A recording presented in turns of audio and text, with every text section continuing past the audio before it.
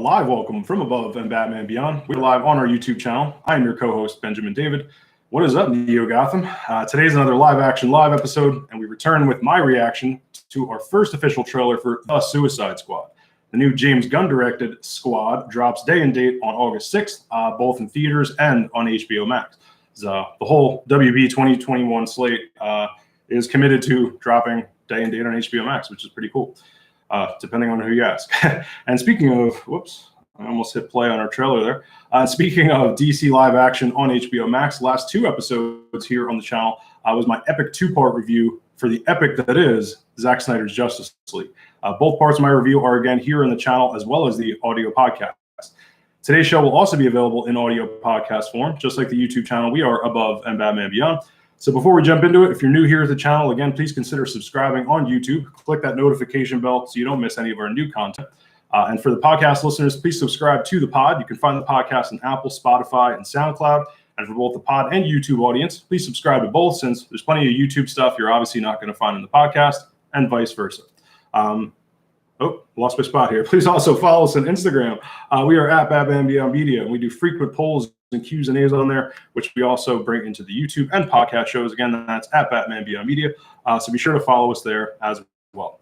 Again, The Suicide Squad drops day and date on August 6th, both in theaters and on HBO Max. So be sure to get an HBO Max account if you don't plan on going to the theaters, and you can see this.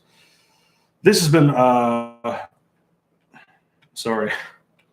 I mixed up my scripts here. All right, guys, so let's go. Live, action, live, baby. That means that that's the end of the intro. And for the podcast, we edit right there. Let's see who's on live with us. Nobody yet. Good thing.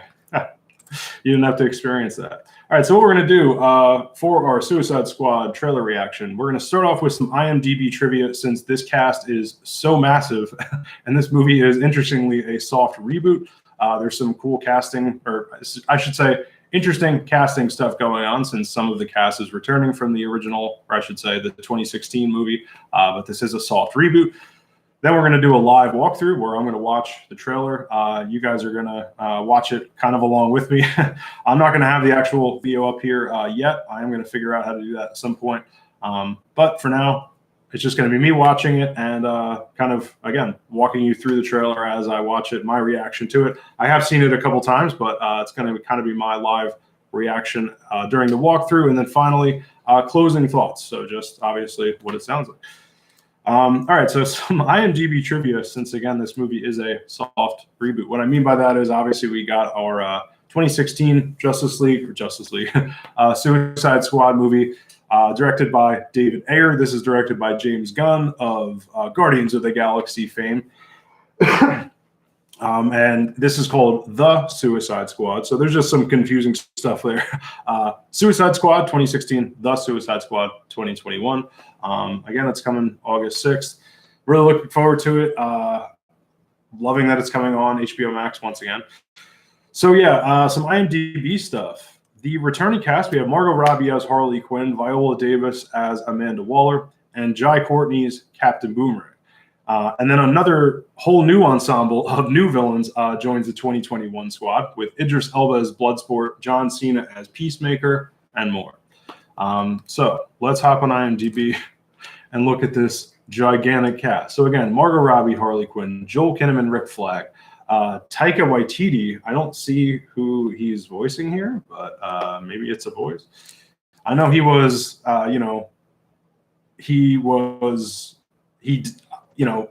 was the director of Thor Ragnarok, but also did the voice of, what was his name in Ragnarok? I forget. Korg. That's what he was. And he pretty much did his own New Zealand accent as that rock dude. So that was cool. And so I'm assuming he's doing a voice, but he's probably just boys with James Gunn because of the whole Marvel connection, I'm assuming. Let's see if anybody's in chat. Petty chat. Nobody's there yet. All right. No worries. But yeah, then we have Sylvester Stallone as King Shark. Sylvester Stallone as King Shark. We heard this might happen. He was Sylvester Stallone was in Guardians 2, I believe. That was the Guardians movie he was in. So I guess he kind of teamed up with James Gunn then, and they knew each other from that. and it's the best casting ever for King Shark. I think that just explains itself right there. Giant Shark, Sylvester Stallone. Viola Davis coming back as Amanda Waller. Very happy about that. Idris Elba, once again, as a character, Bloodsport. A lot of these characters are going to be random. So Idris Elba new. Jai Courtney coming back. Captain Boomerang from 2016. Michael Rooker. What was it? Ron Londo? Was that his name in Guardians?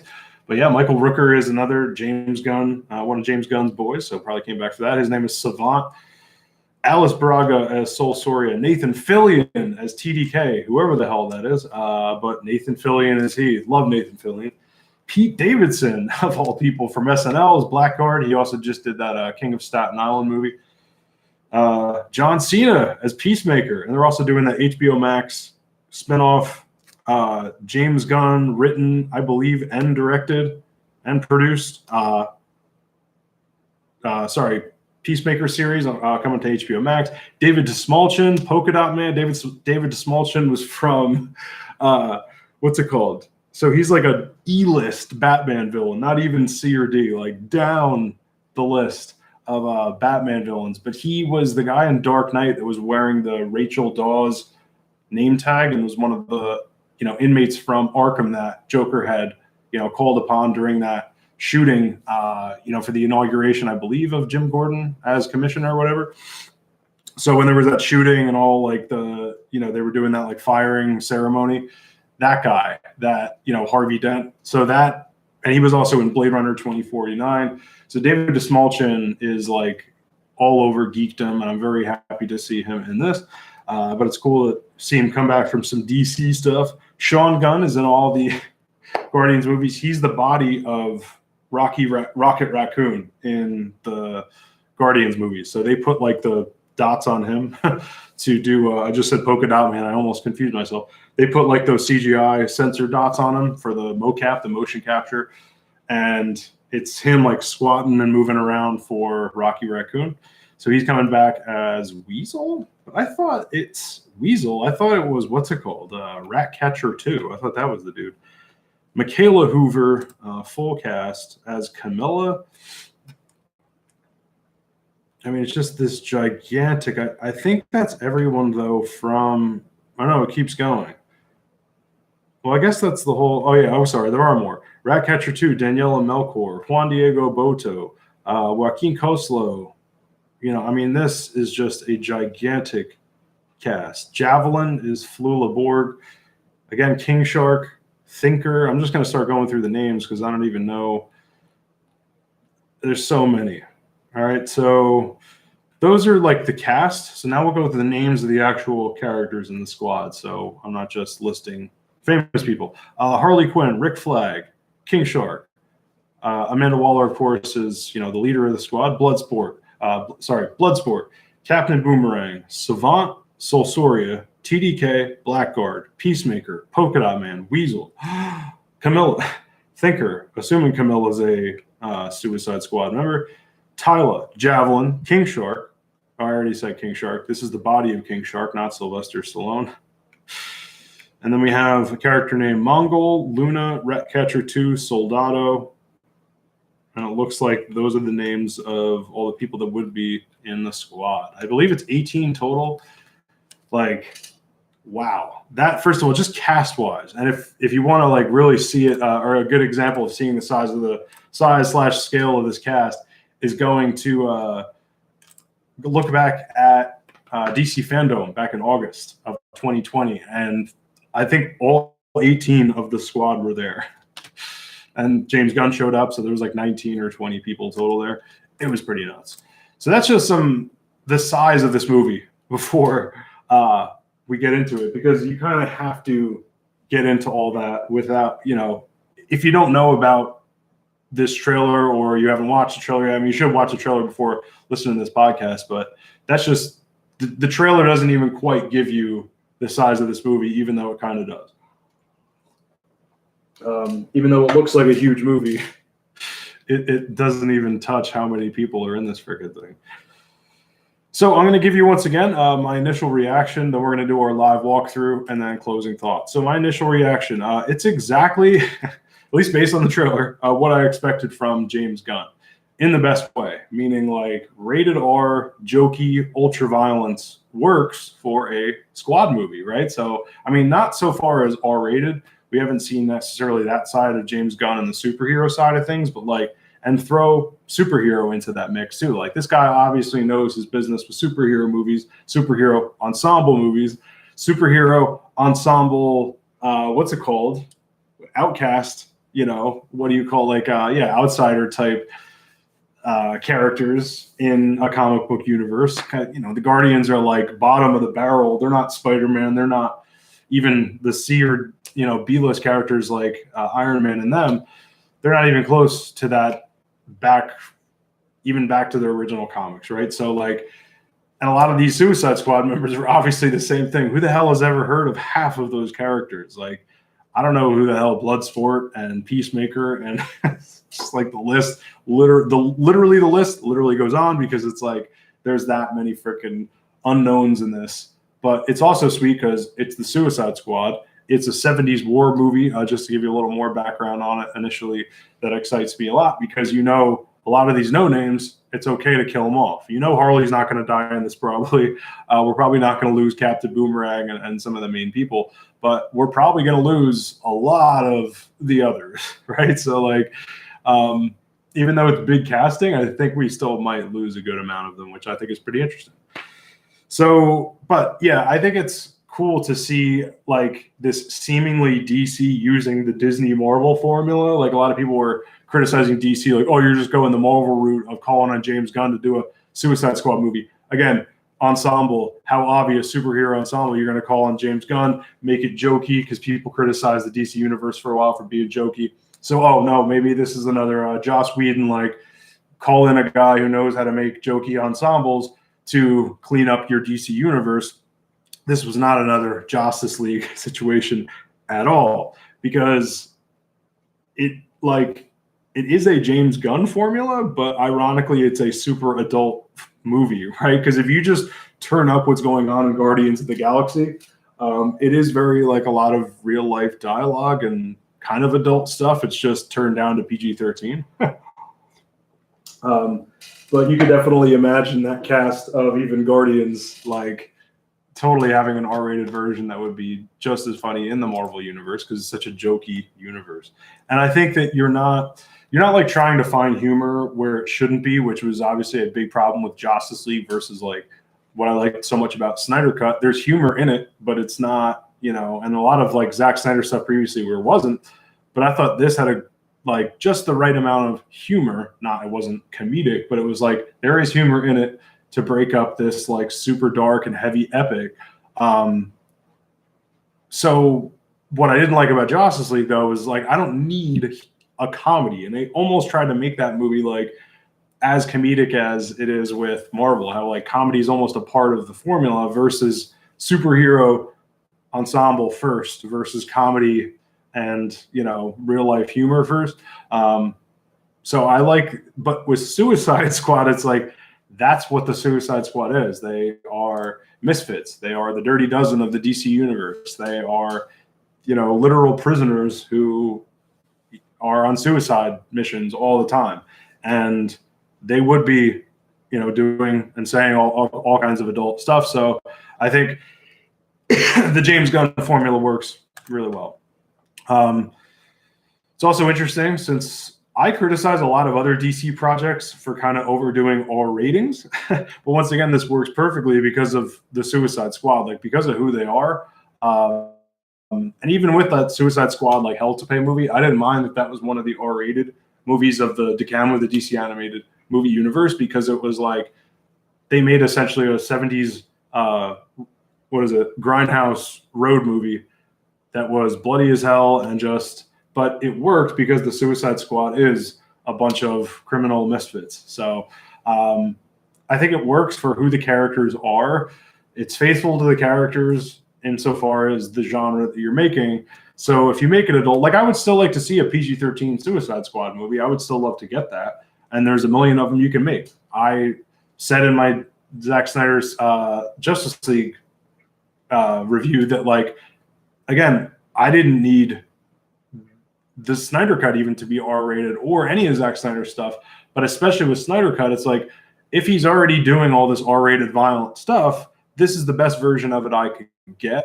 And I think he did a great job for that project. But me personally, like, I'm one for PG-13 projects, but this is cool because it's like really adult.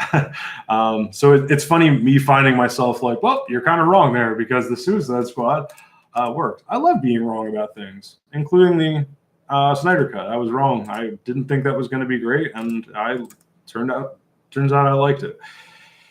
All right, so back to Squad here. I kind of feel this is the movie we should have gotten the whole time. Like, speaking of Snyder Cut, I feel like this is just another Snyder Cut insofar as, like, we just got another version of a movie that has, so Justice League's in the title, Suicide Squad's in the title.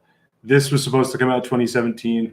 This was supposed to come out 2016. It's like, dun, dun, dun, dun. I mean, of course, it doesn't have nearly the amount of drama behind it and skeletons in its closet as the dumpster fire that was theatrical Justice League. And then what turned out to be, I think, what's great with the Snyder Cut and this giant movement, all that stuff.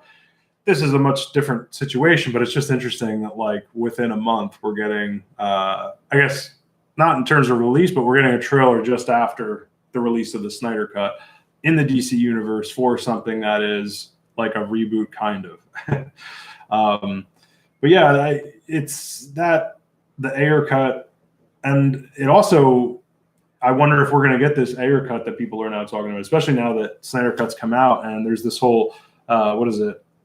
Restore the Snyderverse, right? So if that's the case and that starts to drive DC to look at their other shit, like the Ayer cut, even I wonder what's going to happen now with the what's it called cut, the Schumacher cut. I want to see that. That honestly is what I am most interested in seeing, way more than an Ayer cut, is the Schumacher cut of Batman Forever. That's what I want to see.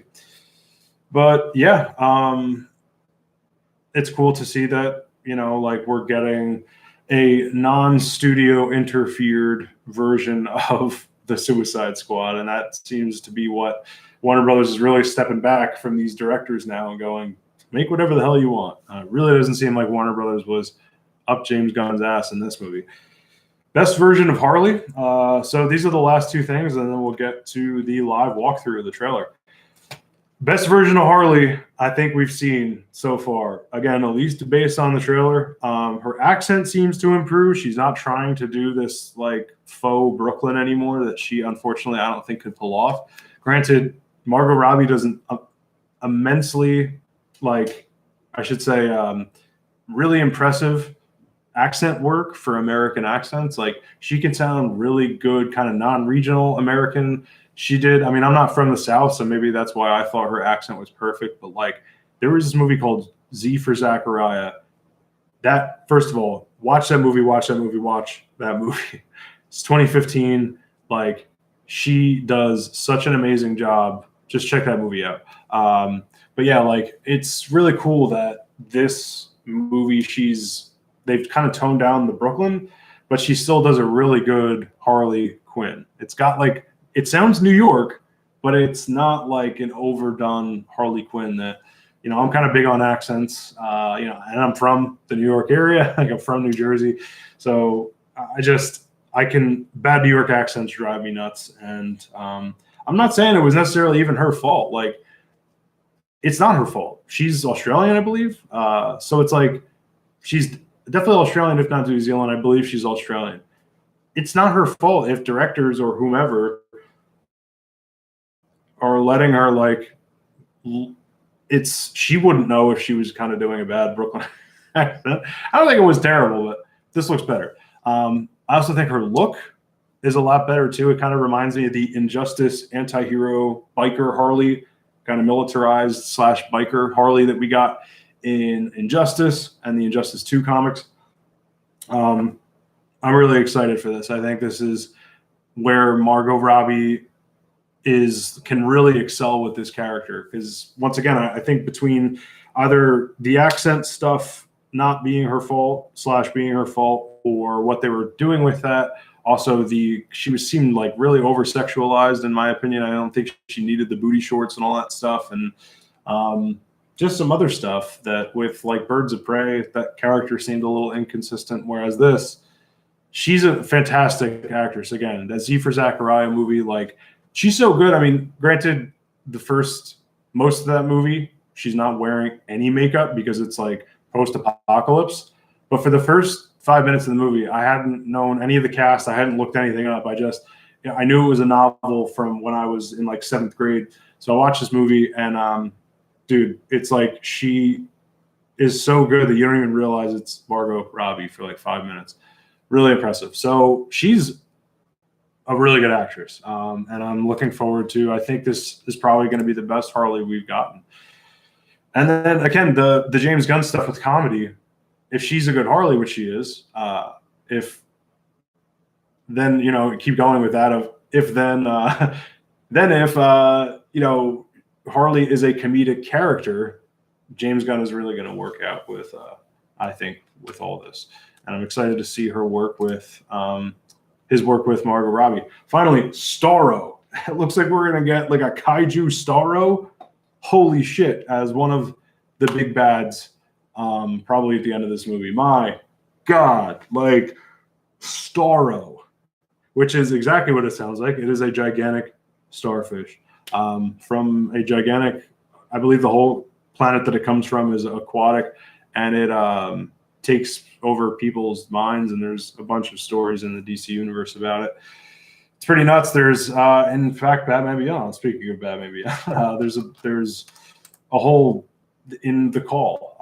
Starro is one of the villains in that. So can't believe we're gonna get Starro in live action, let alone in a Suicide Squad movie.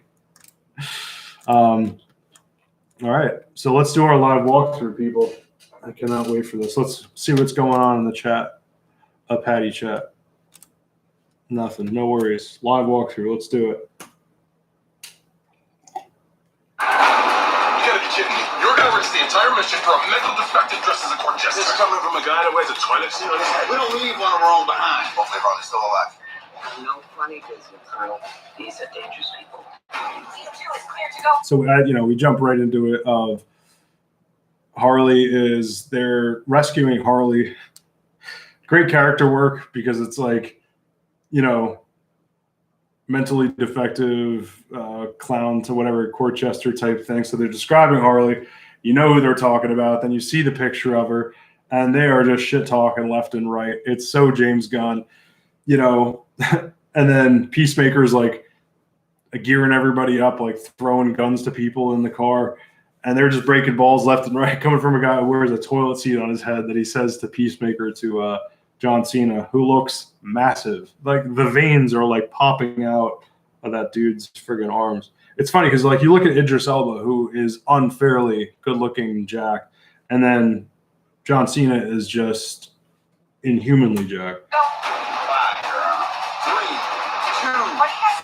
And then this is really funny too. They think, again, they're rescuing Harley, and then all of a sudden Harley is just standing there like, it's kind of a cartoon comedy thing where she's like, "What are you guys doing?" And they're looking for her, of course. So I thought that was funny. Idris Elba was climbing up the building. Pausing this here, it looks like Idris Elba's got like no suit to him, but it's cool. I mean, it's very minimal, I guess. He's got like Bloodsport's got a just a flat black helmet. Then he's got these real simple gauntlets, and it looks like almost flip-flops, like ninja flip-flops. Because I thought at first he was like barefoot, and he's just rocking a tank top and khakis or something.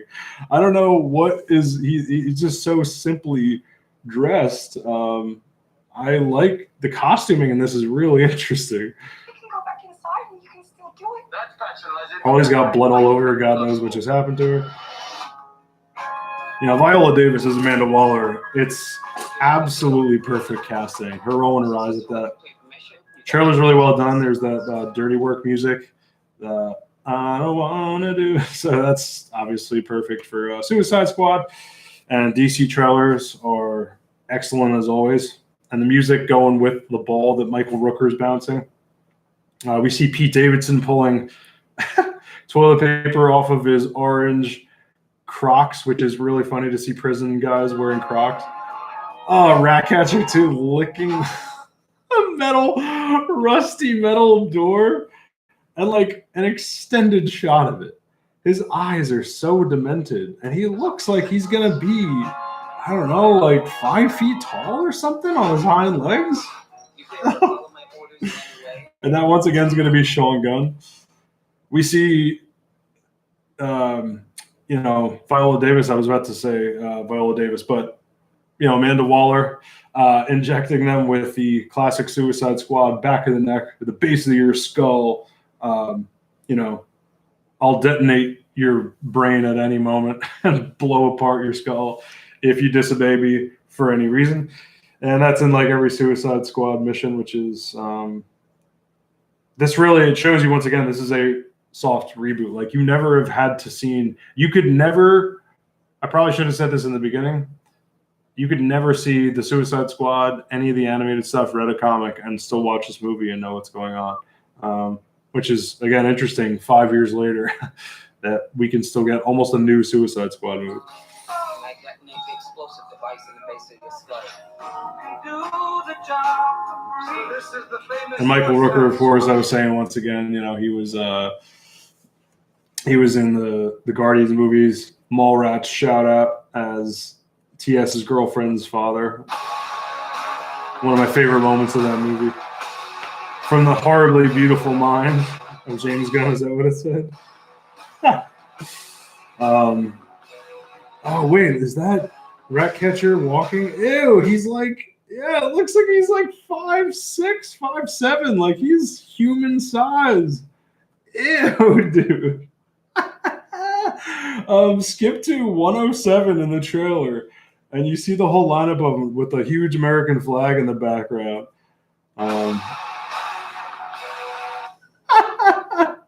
That is disgusting. Captain Boomerang looks sweet. This one dude's just drinking a Mr. Pibb, which is like knockoff soda. The knockoff Dr. Pepper. Dude, Harley with the bazooka. Come on. Again, because she's this like militarized, more injustice-y Harley. And then, like I said before, 70s war movie. That's what James Gunn was saying. The genre is that they're going for with this. So now they're on this like Pacific Island, Vietnam looking place. I mean, this is going to be absolutely out of control. Any questions? What is King Shark, sir? Num num. Oh, I should say Sylvester Stallone picks up one of these dudes and literally just puts him in his mouth and eats him. Yes, that is your hand. Very good. We're all gonna die. Stallone probably had 10 lines in this, and like he's probably got the hand line, nom nom, more than I am Groot, but it's probably 20 lines. I need to know. I want to see his, 1099 from whenever they shot this, because I want to know how much he got paid for like his 20 lines as King Shark, because it's probably too much. David Despelch in the Polka Dot Man suit is way better than it looks so good. He's got the goggles. It's like a brown or a gray leather suit. But his delivery is so good here. Very good. We're all gonna die. I hope so. We're all gonna die. I like that Idris Elba's British accent is back because he is British. So, he's one of the greatest actors of all time. And seeing him as Stringer Bell, which is one of the greatest TV characters of all time. And HBO's The Wire. Check it out if you have a lot of people do now have HBO Max, especially DC fan. The Wire is a must. And Idris Elba does an unbelievable, like when I first saw interviews with him, like in his British native accent, I was like dumbfounded because his Baltimore American accent it's just uncanny. Like I can't, it's unbelievable. And then, so he's like, we're all going to die. And Despelchin's like, I hope so. Woken Up Man, I guess, is literally suicidal. And of course, Idris Elba was like, oh, for fuck's sake.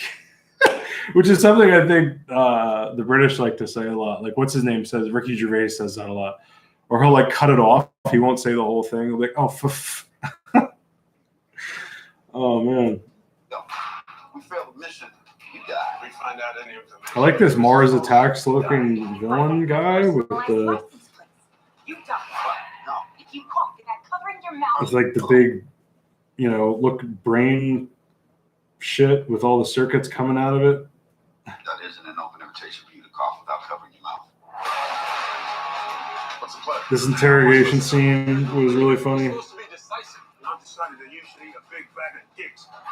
This bag of dicks thing, you're like, yep. I mean, this is James Gunn Unleashed. This is James Gunn. If I probably should have said this in my initial thoughts, if I kind of did, I guess, if you gave Guardians like carte blanche in terms of censorship, like this is Guardians just turned way the hell up to the R rating. This whole beach was completely covered in dicks. If somebody said I'd eat every dick until the beach was clean, I would say no problem. Why would someone put penises all over the beach? Sounds like a Eastern European accent, whoever that female character is.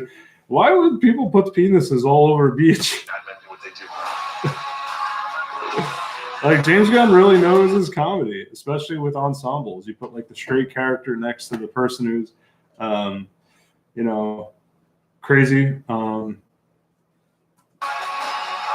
Seems like we're going to be getting a lot of the Peacemaker, Bloodsport stuff.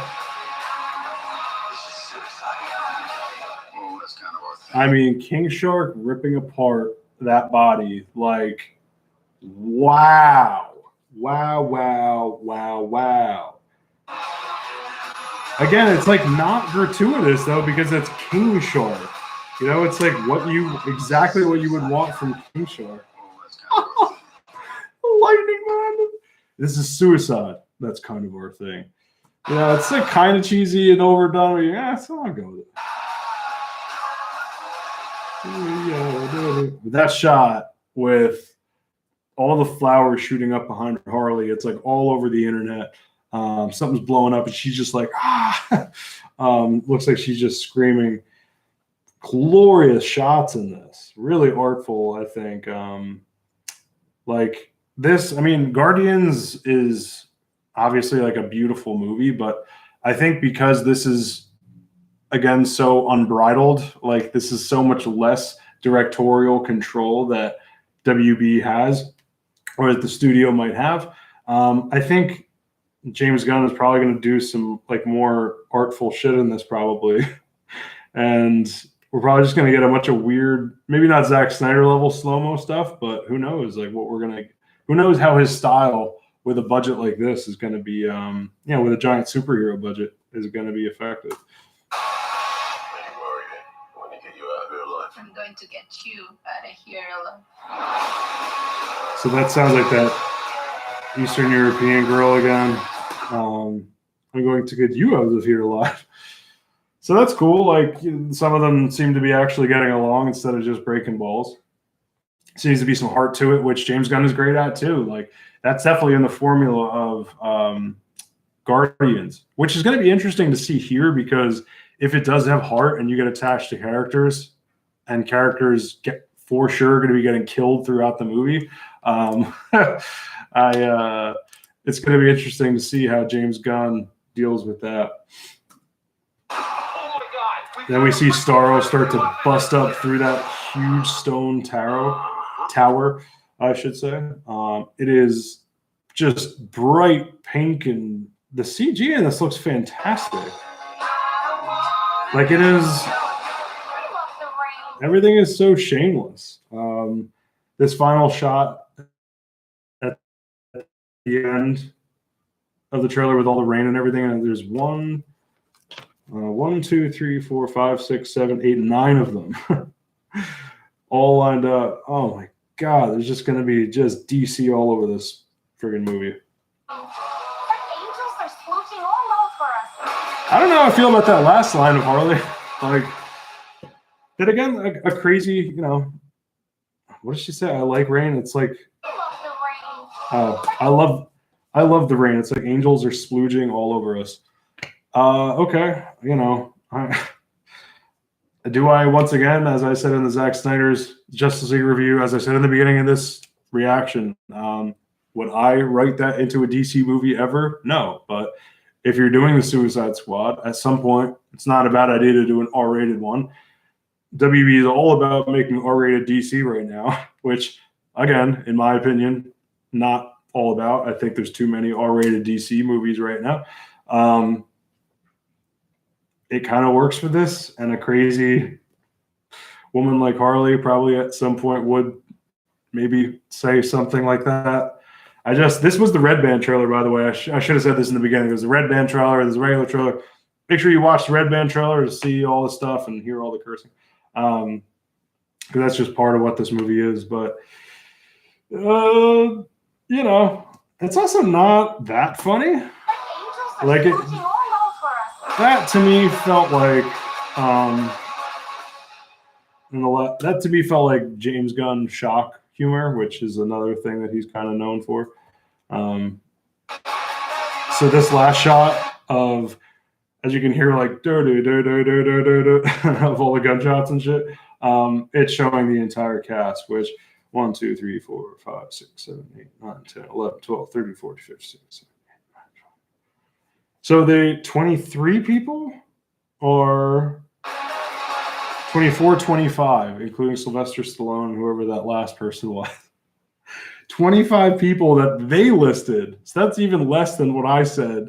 And that's why, like, if you're looking back going like, why did he open with IMDb? Like, was he just trying to read the whole cast? Like, how boring is that to do in a podcast? I wouldn't normally do that for a movie. Just go through the cast if it wasn't that massive, but had to do it.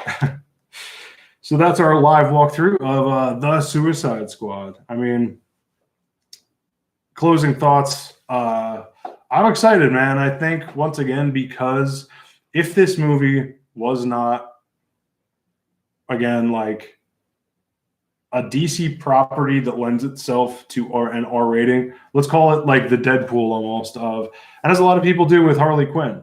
She's like a jokey yet violent kind of anti-hero-ish character.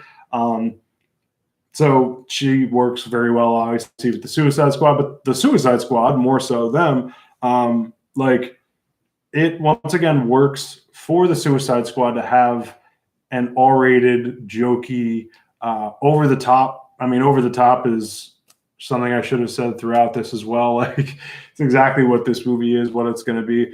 I like it just rating the trailer. On that note, obviously some of the parts, King Shark ripping people apart, the bag of dicks joke, the splooging, I mean, clearly they're giving us a lot in terms of like, this movie's going there, this movie's going there. But I did like about the trailer that it didn't give us too much. Like, we still, then again, it did give us Starro, so I shouldn't have just, let me swallow my tongue on that one. Whoops. Yeah, maybe we didn't need the Starro reveal. Then again, it's like, are you spoiling really with a movie this ridiculous? Like, maybe it's good that they're just like, look, here it is. This is how far we're going. And that it's like, this is how far we're going, not just with DC you've never heard of, like, haha, we're throwing in, like, you may have heard of Polka Dot Man, but you've never heard of fucking Ratcatcher 2 or, Bloodsport or whoever. Most of this cast, but you've heard of Starro, right? So it's like, if you know your DC, that's exciting because this movie's honoring DC, not just in a Guardians of the Galaxy way of, let's go into the, bottom of the trash barrel of Marvel and make gold out of it. It's also like, let's give you DC lore while we're on this ridiculous 70s war movie journey through the eyes of the beautifully disgusting, whatever it said, eyes of James Gunn. So yeah, again, Guardians, the idea of Guardians Unleashed, like a misfit squad of characters who are doing anti-heroic things, doing something for a heroic cause, but seeing like an R-rated Guardians in the DC universe, which is my favorite thing ever. Favorite place to ever be. I'm excited for this. Casting, speaks for itself. It's gigantic. To go through it would be crazy. But once again, just a quick overview. Like Margot Robbie, I'm very excited for that. I think that this is going to be the best Harley, hopefully, we ever get. And I think that this is going to exhibit that character in the best way possible and exhibit Margot's acting ability for Harley. Like, we're going to get the best of not just probably live action Harley yet, but we're also going to get the best, which I guess is contrived because she's the only live action Harley actress we've ever gotten. But what I'm saying is we've pretty much gotten, like, this will be like the third Harley we've kind of gotten, right? Because we got her in Suicide Squad, we got her in 2016 Suicide Squad, then we're getting her now, then we also got her in Birds of Prey. I'm trying to think if there was another movie she made a cameo or something, but so that's kind of 3 different Harleys. I think this is going to be the best of those, but it's also going to be Margot Robbie's best. Watch Z for Zachariah. It's just a 3-hander. Like, again, this has nothing to do with Suicide Squad, but 2015, really small indie movie based on this amazing novel. And Chris Pine is, Steve Trevor is in it. And then Chiwetel Ejiofor is in it as well. And Chiwetel is unbelievable as always. It's literally the only 3 people in the movie, and Margot Robbie crushes it. So I had to shout out that movie at one point in the podcast. King Shark, Sylvester Stallone. I mean, come on, dude. Viola Davis is Amanda Waller. I'm very excited about that. Idris Elba, anything he's in. Literally, Stringer Bell is one of my favorite characters of all time. Put Idris in it. I'm probably going to watch it. Although that's not true because I still haven't seen the, what's it called? The Fast the Furious movie with him in it, but that's okay. Jai Courtney coming back. I'm whatever about that. Again, I don't want to go through the whole cast, but Nathan Fillion, cannot wait for him. John Cena, I think is going to do great, and I'm excited for that. What's it called?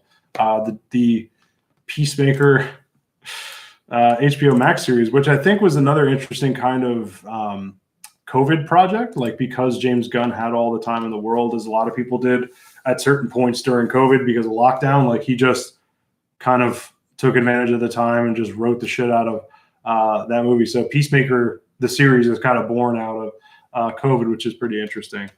And I believe they might have started shooting that. Do not quote me on that, please. But yeah, that's pretty exciting shit that's going to come as well. And I'm really excited to see if this does take off, like this new Suicide Squad verse, if we're going to get, clearly if it's a hit, they're going to keep doing more.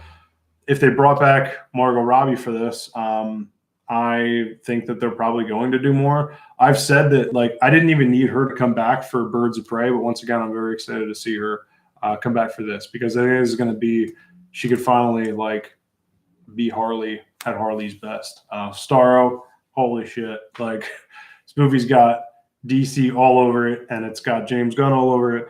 And it's going to be also, I mean, it even says, oh, that's pretty interesting. Executive producer Zack Snyder, Deborah Snyder, Charles Roven. These are all producers of, obviously, the Snyderverse. So, like, and even Charles Roven was, Dark Knight and stuff. So it's cool to see their versions, the kind of darker Snyder versions of these characters, but it's also really good, just like in the middle of any movie, to get some humorous breaks. As I was saying before, even in the Snyder cut, there is some humor. There are some jokes.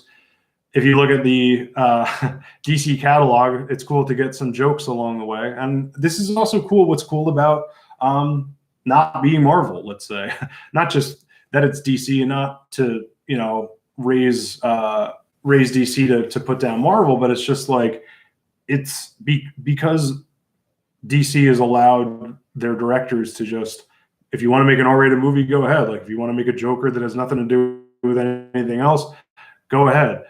He's never going to meet Ben Affleck, right? And then you want to have the Snyder cut, go ahead with that. If you want to do this, if you want to do wanna.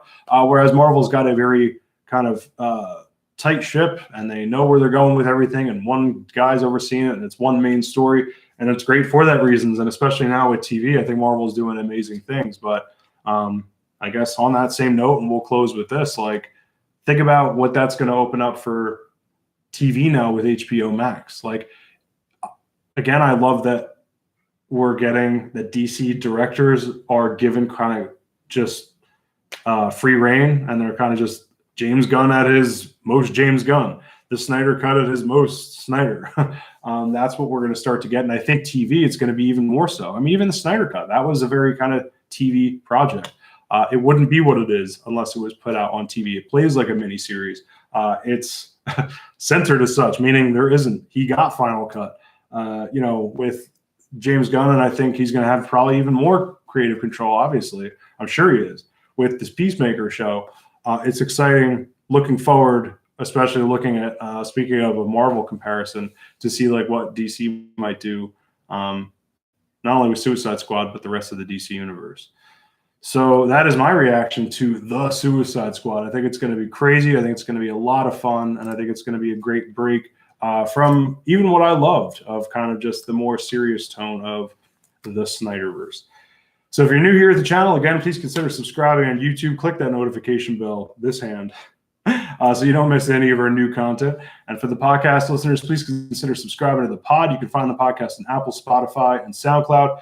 For both the pod and YouTube audience, please subscribe to both, since there's plenty of YouTube stuff you're obviously not going to find on the podcast, and vice versa. Please also follow us on Instagram. We are at Batman Beyond Media, and we do frequent polls and Q&As on there, which we also bring into the YouTube and podcast shows. So be sure to follow us there as well. And this is why I messed up the intro, because I started reading this part, which is meant for the end. Again, The Suicide Squad drops day and date August 6th, both in theaters and HBO Max, so you can look forward to more of our coverage to come. Again, our Zack Snyder Justice League review, last two videos and last two podcasts on the Above and Batman Beyond feed were both parts of my review. The first one was the longer kind of overview. I reviewed the whole movie, but then I did a section of that review was like a chapter by chapter, kind of going part by part, and also functioned as a audio journal that I'm going to need to actually remember, even for myself, for selfish purposes, that entire 4-hour movie. So it's cool that, and it's clearly abridged, because if it wasn't, it would be a 10-hour. I don't go beat by beat by beat by beat, but it's kind of like a chapter by chapter, like I said, walkthrough of the movie, of kind of the main highlights of the movie for me. So yeah, check out both those episodes, both of those podcasts. Our most recent DC animated movie show, that's our other podcast and YouTube series here on the channel. Jail Dark Apocalypse War on our DCAMS pod / our Instagram. So on the DCAMS podcast, you can find that show on Apple, Spotify, wherever you listen to podcasts. The audio version of it's going to be on there, and then the video version is on our IG, on our Instagram at Batman Beyond Media. If you want to see our IG Q&A for that. That movie is fantastic. 2020's Justice League Dark Apocalypse War. It's one of my favorite DCAMs of all time, one of my favorite DC animated movies. It is the endgame level 15. It's the endgame level finale of a 15-movie universe of the entire DCAM, or the entire DC animated movie universe. It closes that whole universe, and it's just such an incredible movie. It was so much fun going over that with you guys, so thank you so much for that. Again, Apple, Spotify, wherever you listen to podcasts, and the DC Animated Movie Show YouTube series is here on our YouTube channel, Above and Batman Beyond. And finally, speaking of Beyond, I know we've been doing a lot of live action stuff last couple of weeks with Suicide Squad, with the Suicide Squad trailer dropping, and then obviously Snyder Cut. Got to cover that stuff. But with Batman Beyond, back to Batman Beyond animation, we have once again our animated series commentaries coming up. Batman Beyond TAS commentaries coming. Stay tuned for where you're going to find them. They're going to be exclusive in a very, we're honored to be where they're going to be exclusively found. So more information about that to come. If it sounds cryptic, it's meant to be cryptic, because I can't let you know yet, but a lot of exciting news to come with our Batman Beyond commentaries. And of course, my co-host here on the channel, my good friend, Eli Benson, at Batman_Beyond_ fan page on Instagram. He's going to join me as well. So this has been Live Action Live. I have been Benjamin David, telling you to go above and Batman Beyond.